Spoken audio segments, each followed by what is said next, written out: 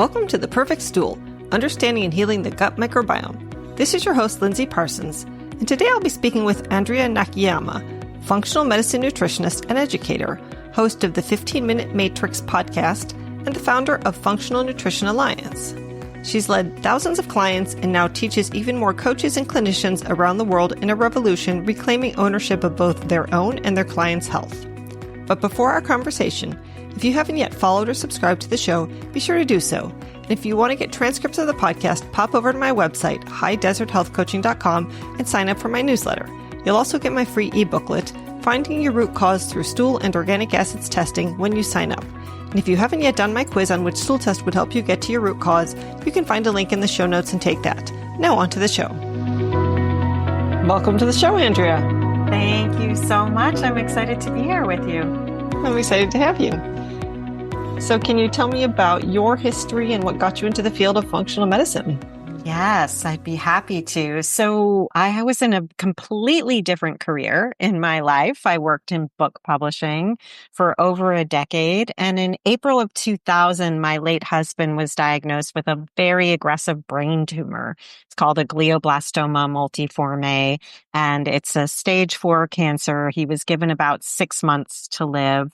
He was in his early 30s. I was just 7 weeks pregnant at the time. Oh. And I was also a foodie. I was definitely experimenting with food for my own health, noticing little things, but that catapulted our reality into a whole different realm of care. So first and foremost, we entered into the medical system, and I had never been in the medical system. Sure, I'd been to the doctor for a broken wrist or arm, for a sinus infection, but had never been in the system in this way.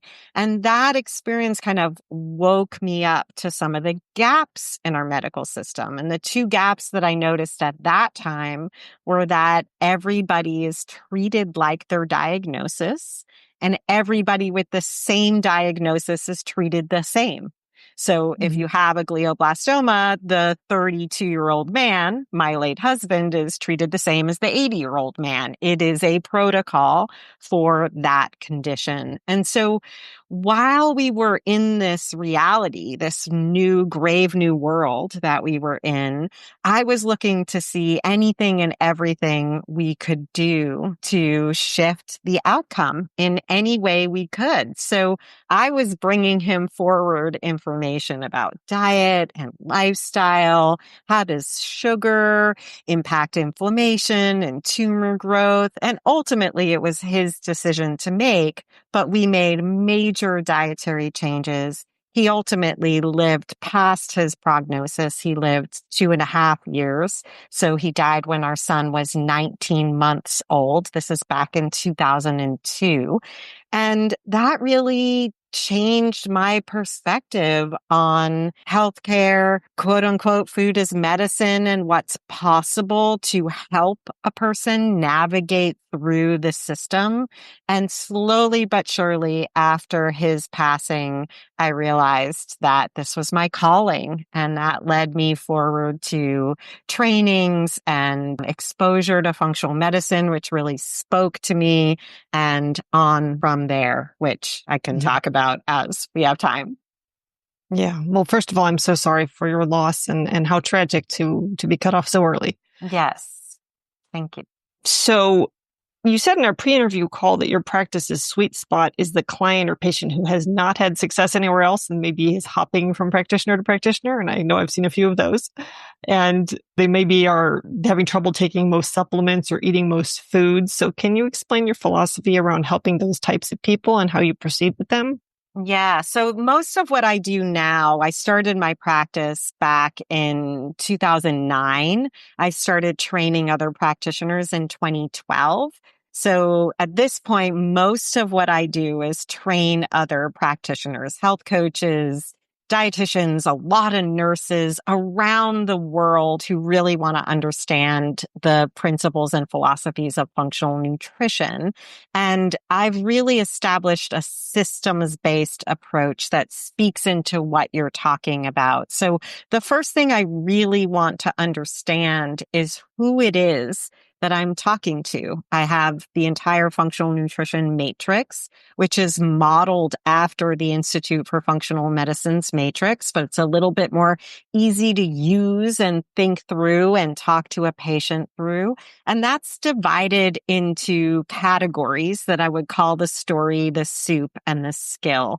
The soup is the systems biology. It's all the areas where the gut's connected to the brain. All the things are happening inside the body, and we recognize that they're connected. The story is what I really want to understand in relation to what you're talking about. What are in functional medicine, we call them ATMs, your antecedents, your triggers, your mediators. Tell me about where you came from, what's happened through your life, and what have you noticed helps you feel better and makes you feel worse. And the soup is our systems biology. The story is our unique journey. And the skills are all the things: sleep and relaxation, exercise and movement, nutrition and hydration.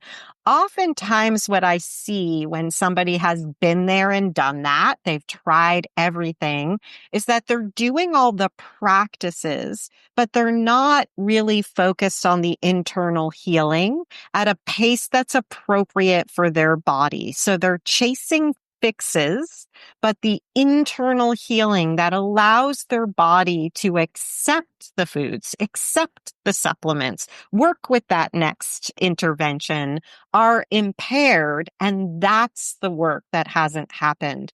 Oftentimes we have to slow it down to speed it up. And people are very fixated on going on a protocol or following the next principle or tracking or finding the quick fix or the next supplement, or I can't sleep. Should I take this herb or these hormones or whatever it might be? And oftentimes for a sensitive body, it's too much too fast and the body doesn't have the time to heal. So all that to say, I'm going to do a really, really thorough assessment of an individual to understand what's actually happening. What have you tried? What have you learned? And then let's get really systematic to allowing the body to heal and receive healing as opposed to chasing the next thing. Mhm. Can you give me an example of someone who maybe was in that situation and what the body needed to be able to start accepting the healing? Yeah, I mean, a lot of times I'm not thinking of a case. I'll be honest. I'm not personally working with that many cases right now. So I have to dig back and one might come to me.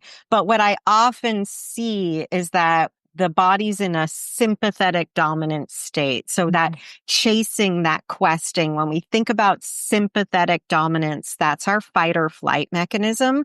And I'm often seeing people who are questing the next fix, the next solution. How do I do this? So what I will hear if I think about my case study group where I was working for people for my book that had been there and done that, worked with all the top functional medicine doctors, done the tests, taken all the supplements, eaten the quote unquote perfect diet with the perfect timing, and they weren't feeling better. And they feel angry.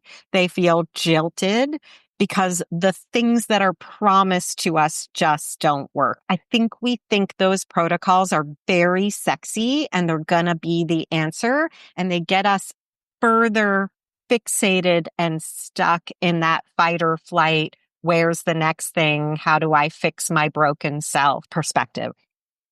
Yeah, I've definitely seen people who've been through the ringer with some of these top names, functional medicine, and they've said, oh, I spent 20,000, I spent 50,000 or whatever. Correct. And they just stuck them on a set protocol. Like they literally take everybody they see and they go, okay, these are what you're going to do. Everybody does the same thing.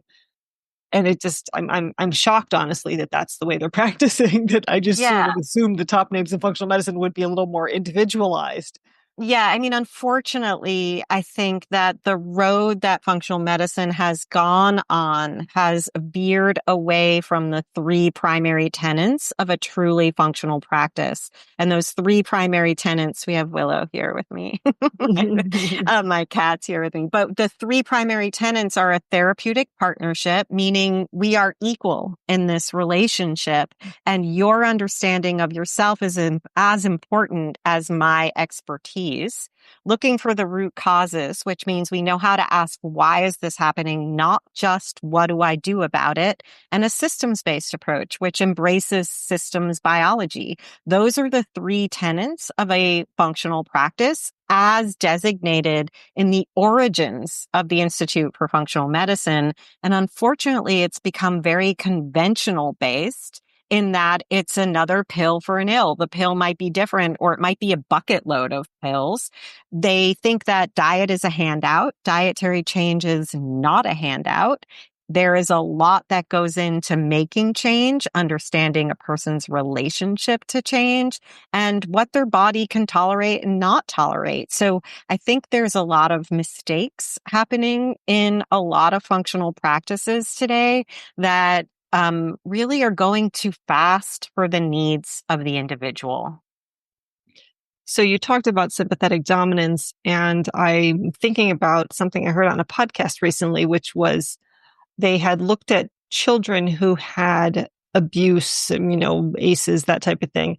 Yeah. And they checked their cortisol, and right before bed, all of their cortisol was elevated, such that it was impacting their sleep. Yes. And that this is something that persists through adulthood. Yeah. How do you undo that kind of stuff?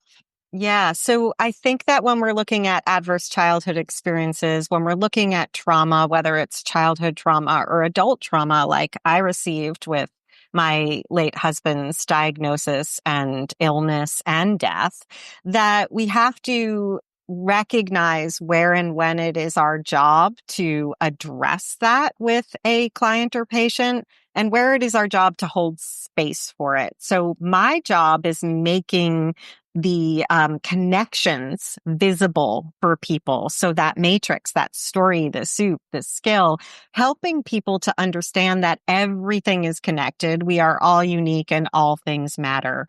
In my practice, one of the things that I'm teaching others is what I call the 3 tiers to nutrition mastery. Tier 1 are the non-negotiables. Now, non-negotiables are vast, but the non-negotiable trifecta, that is true for all of us, is sleep, poop, and blood sugar balance. If those aren't there, then it's going to be hard to heal. So if I see somebody who has elevated cortisol or is having dysregulation around sleep, I'm going to really dive into that one thing, not with, hey, go sleep, take some melatonin, or hey, your cortisol's elevated, take these herbs. I'm going to really look at how do we unpack that, bring to awareness some of the triggers that might have us in that sympathetic dominant state, that fight or flight state. Look at all our practices around sleep, start to recognize what makes us feel better, what makes us feel worse, which are our mediators, and really start to see if we can make a slow but steady difference in small practices that lead to more sustainable results. And this is a very long-winded way of saying, when I give that person a supplement for their sleep, I'm bypassing the opportunity for that person to learn in a long form fashion what actually helps them to be more empowered with the decisions they're making. And I'm making them more reliant on me for their solution. That's not what I want. I want to empower people to have that deeper awareness about what is happening with their own bodies. So a child who's carrying that lack of safety into their nighttime routine, that awareness is something I'm going to ask them to bring to the fore, potentially with a therapist who can hold that space for them. And meanwhile, we're going to work on how do we make your bed and your bedroom and your sleep time ritual as safe as it can possibly be for you? And what kind of language do we need to use to bring you into that parasympathetic, that rest and digest? And sure, are there ways we can manage your blood sugar, help with your mineral support, like all the things that are going to help there. But it's not a one and done that's mine to fix, I guess is the thing. It's mine to recognize the connections and help illuminate them while bringing the foundations into place that really help to support that person in moving forward. I just thought of a case, Lindsay, in that Okay. somebody was asking me to look at their lab. I look at people's labs. I'm a geek when it comes to serum labs, and I can make all sorts of connections. But just looking at this is the husband of my cousin, who is also a functional nutrition counselor. And I was looking at his labs with him, and he was trying to control his sleep and his anxiety with herbs. And he was constantly getting to what I would call is a later stage intervention. When I look at his labs and he's a teacher, I was like, are you hydrating? And he's like, well, I drink like 1 Nalgene a day. And I'm like, how much do you weigh? So I could see in his labs that he's dehydrated. Dehydration can lead to anxiety and fatigue because the blood isn't pumping as fluidly as it needs to the heart and the brain. And so my ability to understand the simplicity on the other side of complexity is then what helps me make connections and help him to slow down, look at, let's trial that for 2 weeks. And then let's look how sleep is. Make sure your hydration is earlier in the day so you're not having to go to the bathroom, but just things that we often overlook in favor of the fancy newfangled supplement or protocol when we're not creating the foundations of health. Mm-hmm. Hey, this is Lindsay here, just letting you know that if you're tired of dealing with digestive issues like bloating, indigestion, soft stool, diarrhea, constipation, reflux, IBS, IBD, or the numerous health conditions that come about when your gut is off, like brain fog, weight gain, UTIs, fatigue, mental health issues, or complex conditions like fibromyalgia and ME/CFS, that's my specialty. With my 3 or 5 session gut health coaching packages, we'll discuss different stool and functional medicine tests to find out the root cause of your symptoms. I'll interpret the results and provide clear explanations, empowering you to make informed choices for your gut and overall health. And together, we'll develop a customized action plan based on your test results so you can find relief and regain your health and vitality. I come from a functional medicine perspective, trying to incorporate the latest peer-reviewed research and educating you on protocols used by functional medicine practitioners, but devoting lots of time and support to my clients the way a doctor simply can't. If you're interested in a 3 or 5 session coaching package, you can sign up for a complimentary 30-minute breakthrough session. Or if you can only afford one appointment at a time, you can book an initial 60-minute consultation. Links for those are in the show notes. Now back to the show. So what markers were off on his bloods that you all noticed? His red blood cell markers. So in his CBC with differential, all the red blood cell markers are your RBC, your hemoglobin, your hematocrit, your MCV, your MCHC, like all of his red blood cell markers were indicators to me to ask the question, are you hydrating? Were they And high then or low? They were high. Okay. Interesting. So given we're on a gut health podcast, what are the factors that people might not be thinking about that could be affecting the health of their gut microbiome? Yeah. So when it comes to the gut microbiome, there are many factors that I like to think about that influence the entire digestive tract. So I like to think about it as one of the 3 roots. Any sign, symptom, or diagnosis is a branch in my book. And the 3 roots are our genes, digestion, and inflammation. And that's like a Venn diagram for me. So that's why I'm putting my hands like this. The digestive root, the circle of influence or the soil, is the mechanical, the chemical, the structural, and the microbial. So before I rush to microbial issues, I want to make sure we're chewing.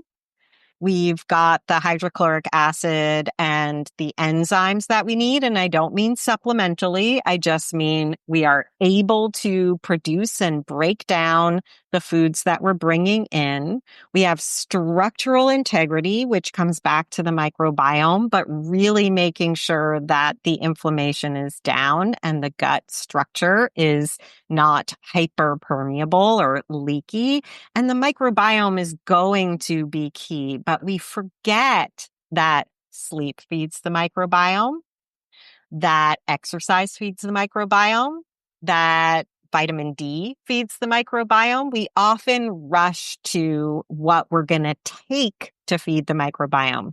Now, if we are feeding the microbiome with food, I'm going to think of three classes of foods, and those include our ferments, of course, our polyphenols, and our resistant starches. So those are the ways that first and foremost, I'm going to make sure that we're feeding the microbiome in a daily way, in addition to supporting that with probiotics and prebiotics that we might take in different ways.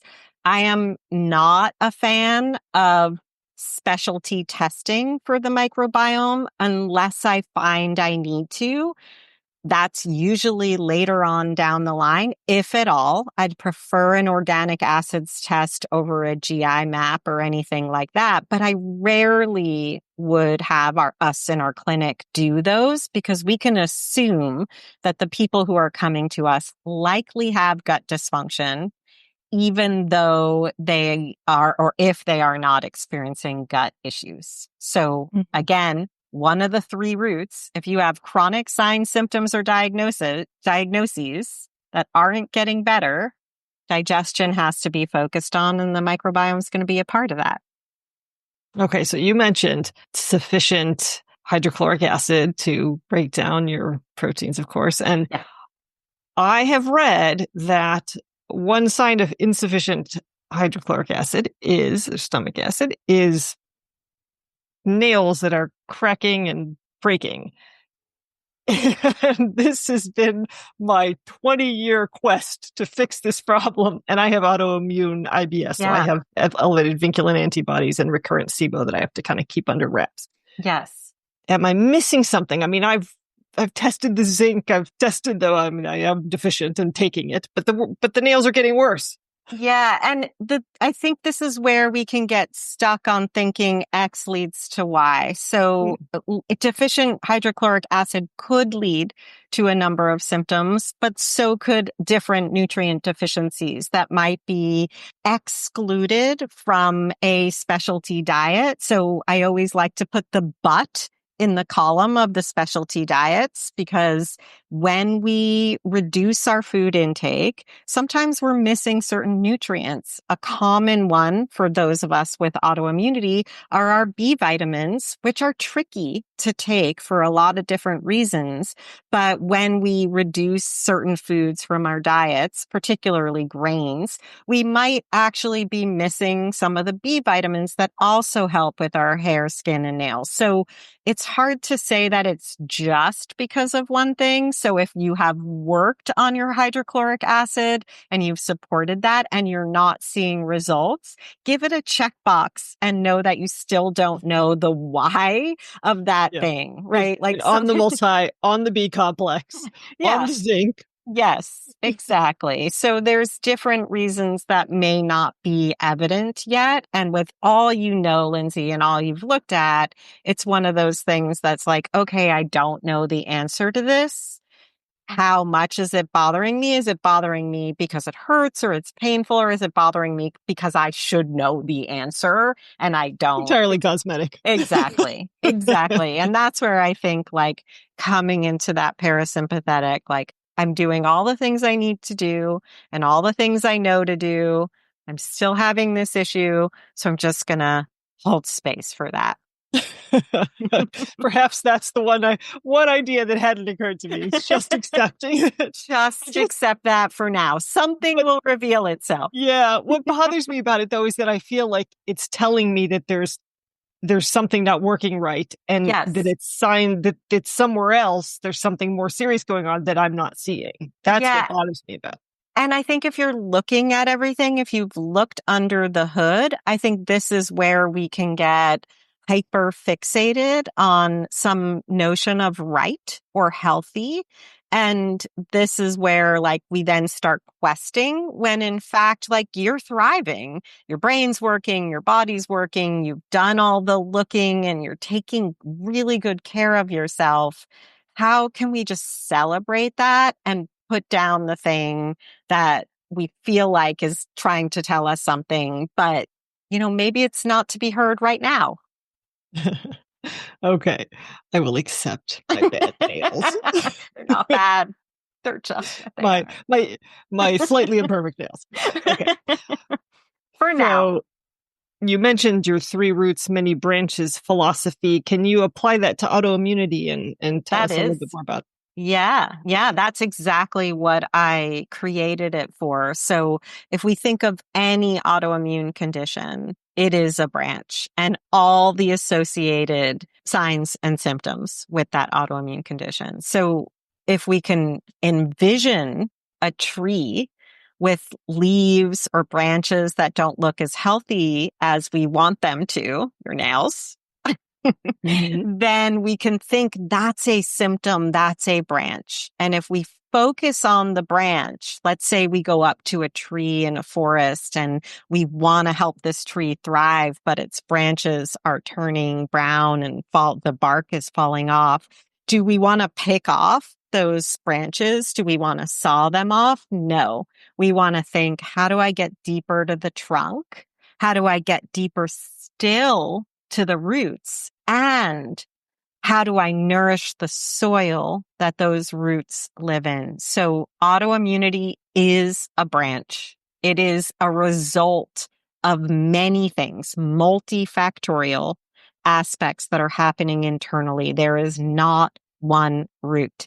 And I just want to say this is another mistake I see a lot of practitioners um, putting out there, that there is one root, that histamine intolerance or mold or SIBO is the root. There is never one root. There are always three roots. The genes, digestion, and inflammation give us a broader perspective. And then each of those has soil, or what I call the circle of influence, that allows us to think, where do I need to focus my attention there? So genes, just as an example, we can't change our genes, but we can change the expression of our genes. That's epigenetics. And the factors there are food, movement, environment, and mindset. And so we've been talking inadvertently about this notion of mindset. You know, how does mindset around sleep and safety, around what the signs are that our body is telling us, how does that put us into that questing state? And can we actually heal in a questing state? I'm not sure we can. The inflammation, the circle of influence, is clear, calm, enhance, and modulate.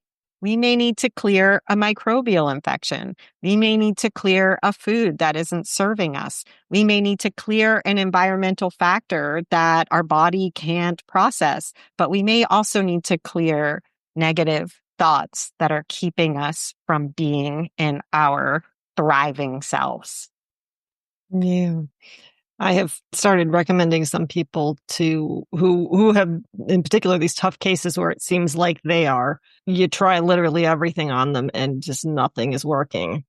Referring them to other programs like the Gupta program. Yes. Or hypnotherapy or, something that's going to intervene on the mental side. Because as a gut health coach, I don't quite have the time to work on those types of things. If they were doing once a week health coaching, 12-week program, maybe, but I don't see a lot of clients in that type of setting anymore.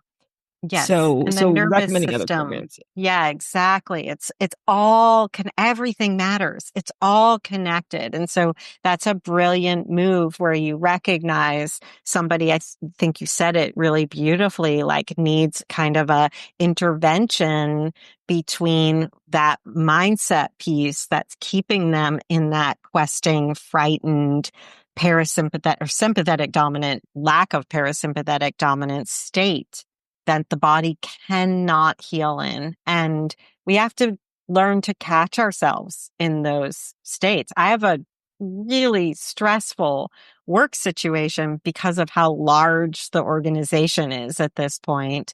And I have to have a number of practices that buffer my day to be able to cope with the stress in the middle of my day. Mm-hmm.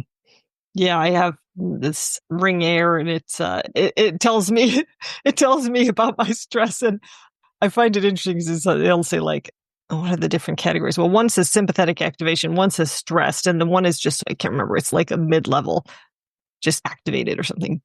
Yeah, and that slight tune in. So if I think about my stress levels and I think about I'm somebody who can tolerate drinking coffee, but if I drink it on the weekend, I'm fine. If I drink it during the week when I'm already in a stressful situation and I'm already in go, go, go, I can notice what it does to my heart rate. Whereas if I'm in my let things go weekend mode, that's all balanced. And so that ability to tune in and give myself some allowances, to me, that's what health is, where we don't have to be so straight and narrow, where it isn't so restricted, but we're kind of navigating life and living with all that we know.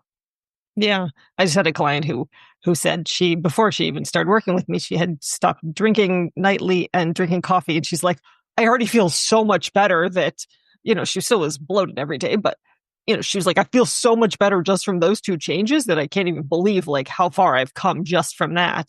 And I've never been a coffee drinker, or a daily alcohol drinker. So I've never noticed anything huge in modifying those, but I thought that was a good testimony to the basics. Absolutely. Absolutely. Making those changes, we often bypass them while looking for all these other things. And, drinking alcohol at night can be a huge detriment to sleep in a number of factors and to mindset and our mood. And I don't think we realize those things when we're in it, just living our daily life.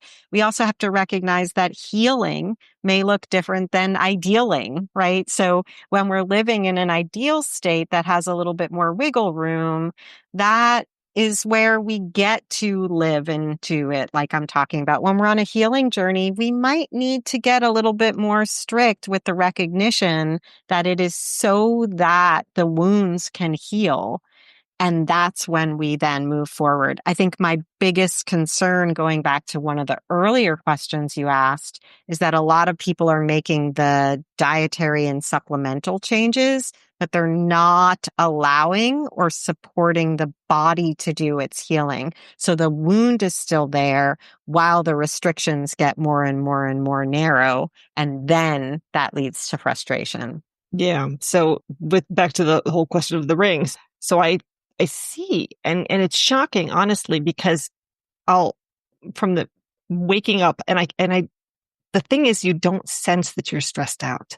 Totally. Like, that's the thing that's shocking. When I look at it, I'm like, oh, okay. At that moment where I had to make this transition and I was getting up and going and making breakfast, or where I was then interacting with this person, or like each of those transition points seems to send me into stress mode.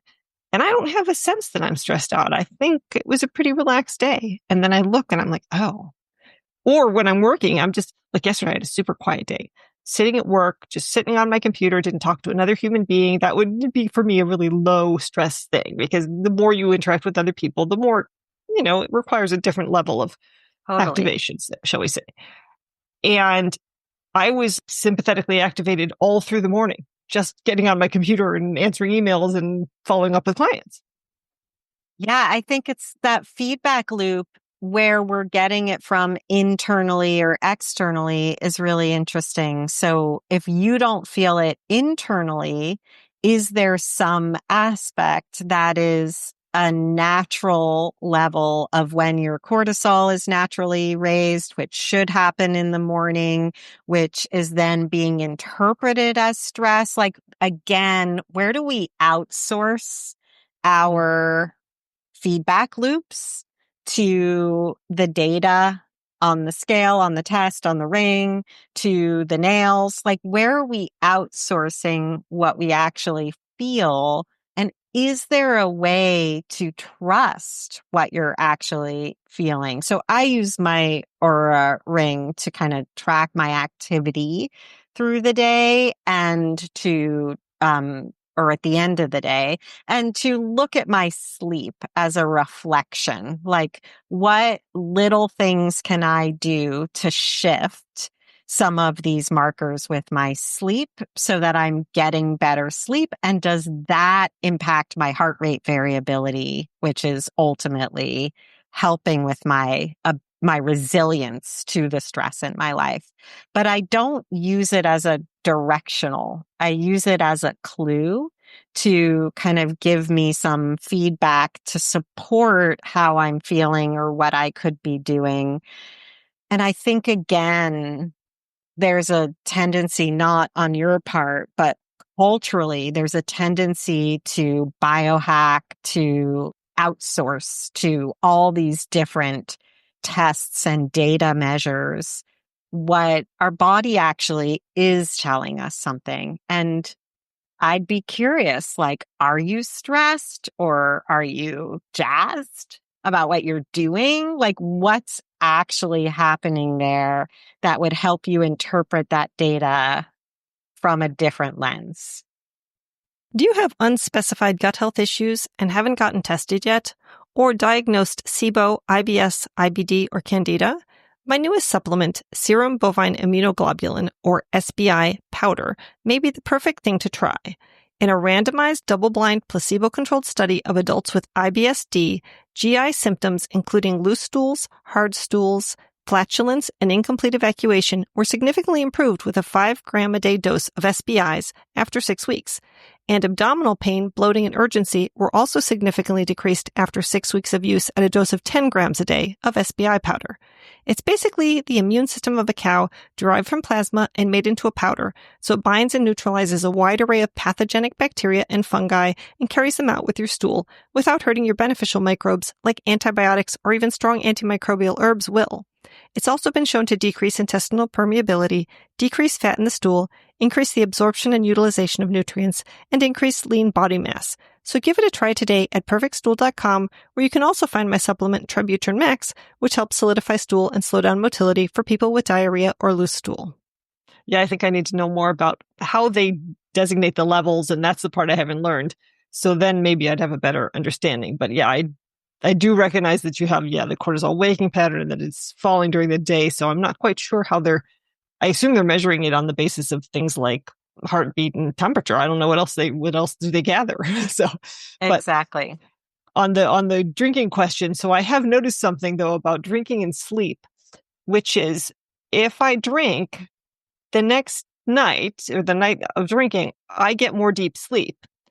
And I've been thinking, this isn't because drinking is a good thing for me and it's giving me more deep sleep. It's because my body needs more time to detoxify the alcohol.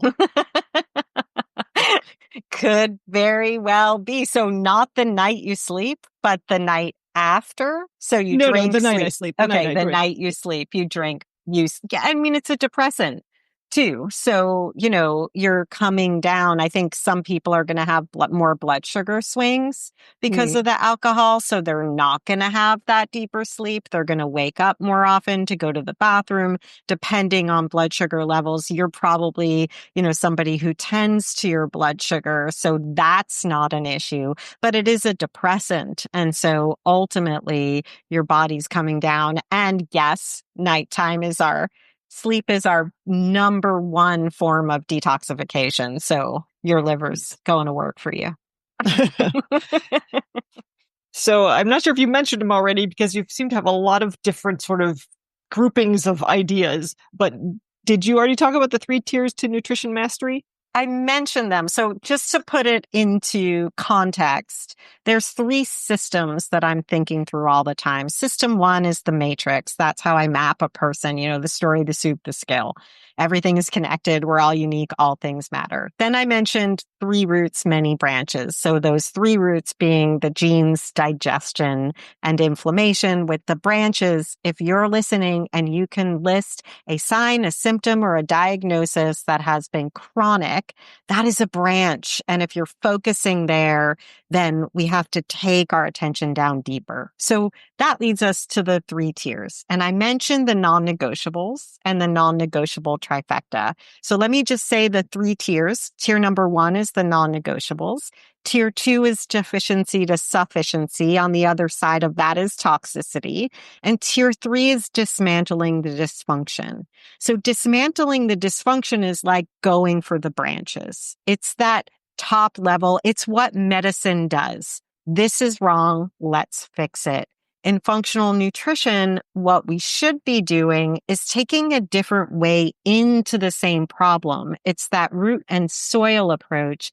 And that's what leads me to the tier one and the tier two. So tier one, non-negotiables. Like I said, I have the non-negotiable trifecta, sleep, poop, blood sugar balance. Those all have to be in place and worked with. Otherwise, it's hard to move forward. So I want to make sure we're really diving in and understanding that. But then each individual has their own non-negotiables. So Lindsay, if I asked you what makes you feel better and what makes you feel worse, you have a list of those things, as do I. Some people don't. And that becomes what we really start to unravel with them, because in functional medicine, those are our mediators. When I go to sleep by 10 o'clock, I feel better. If I stay up past 10 o'clock, it's going to mess with my sleep pattern. That then messes with my blood sugar the next day. There, I know that a 10 o'clock bedtime is a non-negotiable for me. Not eating certain foods. I don't drink. I don't eat refined sugar. I personally don't eat cow dairy or gluten. Those are my non-negotiables. Mine. I'm not saying they're true for everybody. So sleep, poop, and blood sugar balance is the we all need to. But then for each of us listening, get into learning about your non-negotiables. What do you know makes you feel better? What makes you feel worse? And then you're in a risk reward situation with yourself every single day. When I drink coffee during the week, I notice my heart rate's a little bit more elevated. I'm a little more aggressive at work. I get to make that decision. Do I want to be that person, or do I want to have my green tea that day? Like, which person do I want to be? My decision, so that I'm not following a protocol. I'm in a state of awareness. Deficiency to sufficiency, that tier two, sure, that can be a deficiency in zinc or vitamin D or B vitamins. There are many nutrient deficiencies. Could be a deficiency in enzymes or hydrochloric acid. It could also be a deficiency in love or joy or play or laughter or sleep or sex. You know, there's so many things that when we think more broadly, we have a much bigger toolbox for healing. Right. So just so that people can take some very actionable nuggets out of this, one of your non-negotiables is pooping. For a person who is not pooping regularly, what would you recommend? Yeah. So first of all, I want to see what that means, right? So before I say take some magnesium or do XYZ, I want to see, what does not pooping regularly mean? So does that mean you're going once a day? Does it mean you're going once a week? I want to also micro timeline that. When did this start? Have you always had an issue? Is there any oscillation between the elimination? Does anything you've tried in the past make it better for you or make it worse for you? I want the whole story. And then I'm going to start with my three principles in terms of diet before I bring in different changes. So there's three principles. I'm going to go to principle number 2, which is eat the rainbow. Do we have enough fiber in the diet, and can your body tolerate fiber? So a lot of people, as I'm sure you know, being a gut coach, can't tolerate fiber. And so I'm looking at that. I'm trialing different things. I might have to do some more internal gut remediation so that we can bring in more fiber. But that's my first opportunity versus forcing elimination to occur. It's a sign that there's somewhere I need to work on. So the eat the rainbow also leads back to principle number 1 with food, which is fat, fiber, and protein. So I'm going to document with somebody through a food, mood, poop journal, mood being any sign or symptom, including constipation, bloating, any of it. So it's not mental mood, it's any mood the body's having. But I'm going to look at what's true for you before I make any recommendations regarding what to do. But I'm starting first and foremost after the inquiry and the assessment. My first recommendation is going to be, what can we do dietarily to kind of 2.0 what it is that you're currently doing? So it sounds like this method that you've developed is very intensive. Like it seems like it would be very time consuming. So I'm curious, like when somebody signs up with somebody who's trained under you, like how many appointments do they typically have to sign up for, or how does that work? Yeah, I mean, different people work it differently. I'm going to talk about how we work it in our clinic. So the Yeah. people who trained under me who actually work at the Functional Nutrition Alliance, we have a initial session that really is deep in its assessment. So that initial session is actually 3 parts. It's a strategy session, and then it's a premier case review that has 2 parts. The first part is after the intake, where we're going to do motivational interviewing and learn a lot more and create a functional nutrition timeline. So we want to see who you are. When did this start? Like I said, with the micro timelining around the constipation, I want to know, when did you first know? And people will say, I've always been constipated. When was the first time you actually noticed you were constipated or recognized it was constipation? Are there times where it's gotten better or worse? I want to understand who you are. That's the assessment. Then the second part of our premier case review is where we will do nutrition counseling. We'll have the functional nutrition matrix completed from the prior sessions and be able to make some initial recommendations. In our practice, we then have 3 and 6 month packages. Some people might go beyond that and continue to work with us for years or come back at intermittent times, maybe when they're more independent, but want us to look at their labs twice a year or whatever it might be. It's very dependent on the individual, what they're working with, as is our cadence of visits. So with some people, we may meet with them for a half hour once a week. Whereas with other people, we might meet with them for an hour once a month. It really depends on where they are, what they need, how acute their chronic issues are. So like, what's the intensity they're dealing with at this moment to get through some of the pain that they're experiencing. In my prior years of practicing, I worked with people for years, but the intensity of our work went from, very intense to more spread out, check in, learn new things as you need them. Yeah. So that initial intake, it sounds like that we could last multiple hours. The initial intake is going to take time for the practitioner as well as for the practitioner and the patient. So the patient is doing some pieces like filling out a lengthy intake. Yeah. And then there's the motivational interviewing where we're creating a timeline. There's work for the practitioner before the timeline. There's work for the practitioner after the timeline, right? So it is a process. I call it the art of the practice. Assess, recommend, track, repeat. So we are constantly in an inquiry and assessment phase without making recommendations just based on a sign, symptom, or diagnosis. Got it. So I'm curious, like, did you develop this whole system after starting out within the traditional functional medicine world and then seeing the flaws, and then you were like, something needs to change, so you kind of developed a system? How did it come about? Yeah, so there were ways that I was working not coming from a healthcare background that were kind of more of a story arc. And I didn't realize I was doing something that was different than any other health coach or nutritionist. Like, I had no clue. And then when I started to show up in health coach spaces, I was recognizing that I was having a lot more success in practice, and people were asking me to teach them what I was doing. So I kind of had to unpack the way my brain worked in order to teach it to others, which is where these systems thinking come about because we have a way to talk about it.